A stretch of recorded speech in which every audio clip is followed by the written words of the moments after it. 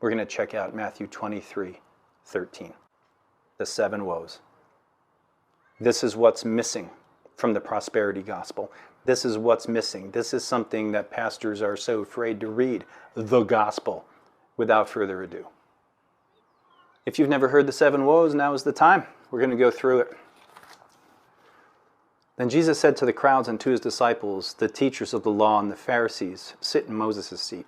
So you must obey them and do everything they tell you, but do not do what they do, because they don't practice what they preach. They tie up heavy loads and put them on men's shoulders, but they themselves are not willing to lift a finger to move these.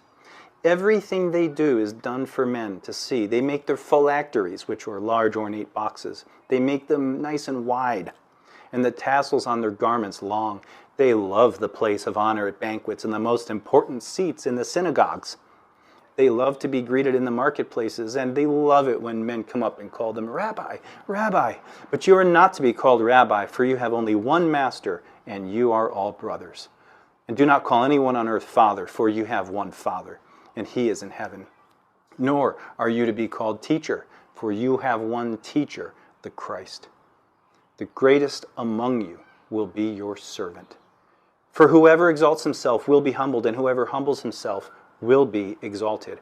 Woe to you, teachers of the law and Pharisees, you hypocrites! You shut the kingdom of heaven in men's faces. You yourselves do not enter, nor will you let those enter who are trying to. Woe to you, teachers of the laws and Pharisees, you hypocrites! See, you can start to feel the anger and the angst and resentment. You travel over land and sea to win a single convert. And when he becomes one, check this now.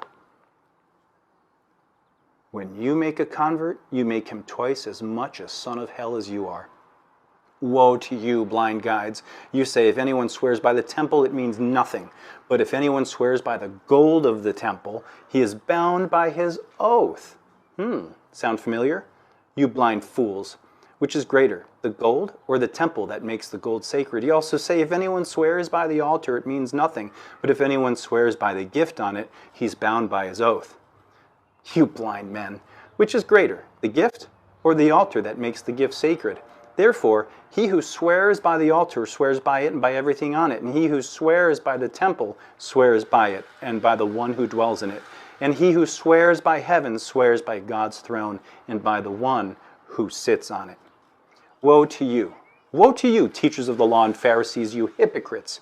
You give 1/10 of your spices, mint, dill, and cumin, but you have neglected the more important matters of the law: justice, mercy, and faithfulness.